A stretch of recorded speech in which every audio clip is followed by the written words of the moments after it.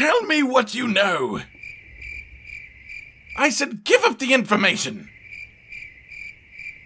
Cotton, you're talking to a chair. Oh, so this isn't the chairman? Perhaps I was being too literal. Perhaps indeed. I was told there might be new hunting opportunities in the old world again soon, and I wanted more information. The old world? The old world? What a boring place. Why would you ever want to go there? To experience all of the joy and the wonder it has to offer an aspiring new hunter? Please don't leave me here alone. Ladies, gentlemen, and monsters of all ages, it is finally time to talk about the mammoth in the room, and no, Gammoth isn't here right now. New games, specifically new Monster Hunter games. Unless Capcom has hung up its hat and called it quits, which definitely doesn't seem to be the case, we are bound to have a brand new Monster Hunter game at some point in the future. It is simply bound to happen. Whether it's just over the horizon or across the ocean, there will be another one, and that in itself is just extremely exciting to most of us. Well, until you realize that there are a few more details to be ironed out here. So today, my precious party people, it is time to talk about the new games and the old games from the perspective of somebody whose first Monster Hunter game was World. Any opinion I hold is objectively correct. Well, first things first, portable console as in Switch or bigger boy consoles like PlayStation, Xbox, and PC, right? That's a big deal. The next game could just as easily be on Switch as it could be on the other consoles, and hell, maybe it will even release on both at the same time, right? Well, aside from the fact that the Switch is slightly less powerful and would therefore likely result in either a slightly worse game for the rest of us or even a watered down version of the game specifically for the Switch. Ow! So I don't really see that being likely. However, the handheld market is massive in Japan, and I don't see Capcom completely ignoring the Switch either. But what does this mean? Well, think about a game like Monster Hunter Generations, a sort of in-between game developed by a completely different team, sort of a celebration of the series that's added its own incredibly unique mechanics and unique experience as a whole. What if the correct path is not releasing a new game on all consoles, but fully and completely moving the main series to the larger, beefier consoles, and then giving the Switch a release in between along the lines of Generations, giving us a game that takes the mechanics and ideas and monsters of the main series and changes how we approach them, really taking advantage of the enhanced capabilities of the Nintendo Switch over the 3DS. But what exactly would that mean? Would we get another proper old-style Monster Hunter game? Is that even what we as a community actually want? I don't know. Well, I can't really speak for all of us, but I think we can agree from a purely mechanical standpoint, Monster Hunter World is an objectively better game than any Monster Hunter game before it. And moving from there, we have to discern the difference between things that are new for the sake of new and things that straight up improve the experience undeniably. Things like the big open levels. I just don't see a way for this to be interpreted as a negative change, and the Switch is definitely mechanically capable of recreating this idea with slightly less advanced graphics. So this is a big one for me. Bring this over. Along with that, Turf Wars. I mean, come on, those are just undeniably awesome, both on a visual level and on an ecological level. Essentially cutscene level fights happening directly in front of us. They're fantastic.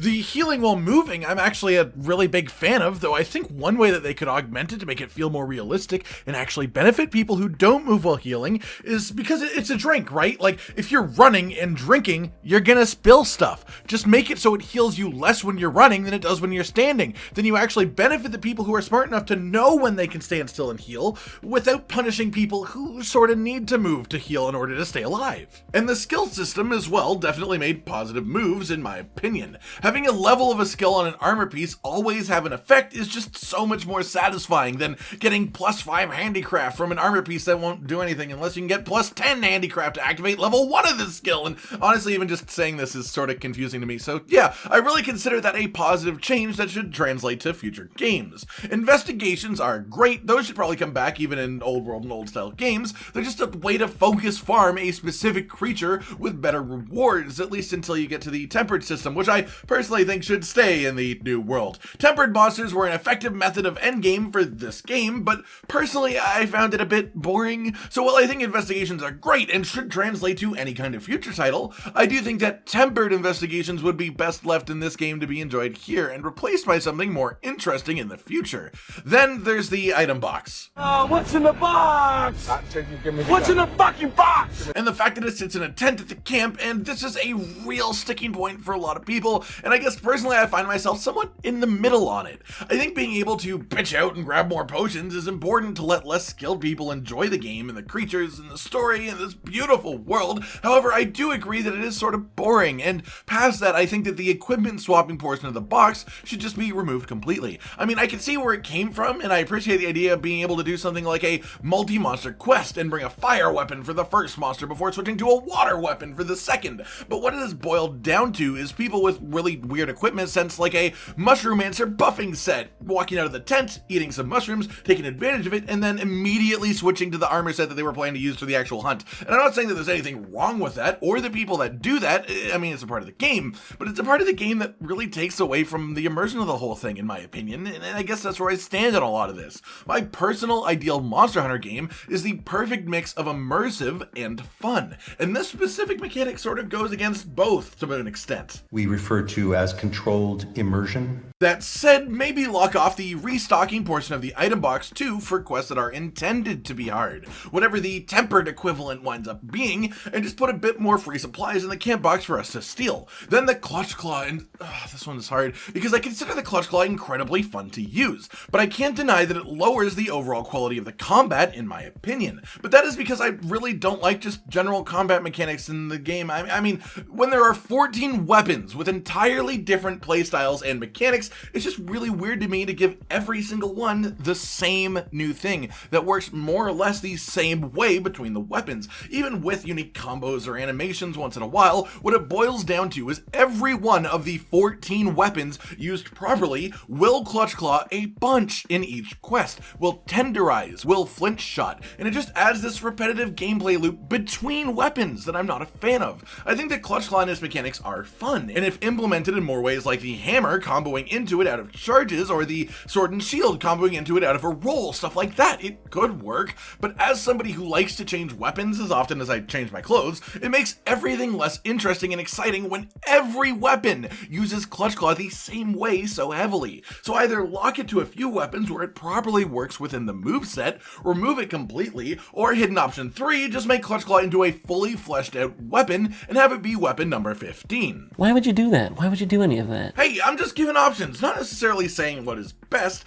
And last but not least, at least for me, is paintballs. I miss paintballs, and not necessarily the old way of doing paintballs, because we have scout flies now, but I think we could definitely mix the two together. And I have an idea I actually like for that too, where you can still track footprints and droppings and such, and your scout flies will give you a path to the monster like they do, but then don't show the monster's exact location on the map. Lock that behind paintballs, and bam, you can have scout flies and paintballs working in tandem in a way that makes sense for both of them. And maybe I'm just weird for missing paintballs, but I do, and I think this fixes that, so yeah.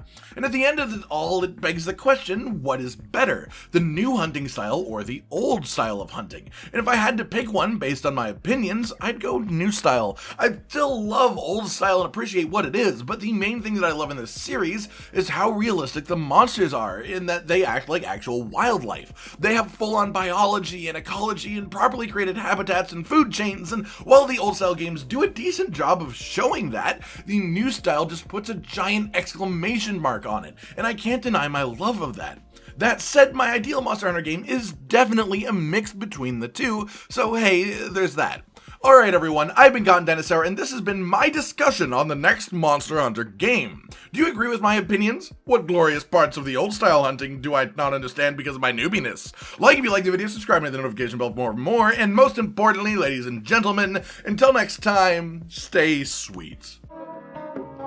This is the brand new outro to tell you all the things that you do that we love. So let's start with something simple and say, oh, we love your eyes. When they're watching us play video games, when we make a bunch of jokes that are kinda lame, or when they gaze upon our failures as we try to kill the monsters or important news about the kingdom Animalia. Rage, Con, and Hollow are all here, talking about the things you want to hear. So if you want to be the first to hear, like and subscribe and the bell and we'll cheer. Some of you are patrons, even though we are all the noobs and you're the pros. There's nothing we can do to thank you. No, really, there's nothing we could possibly do. Goodbye.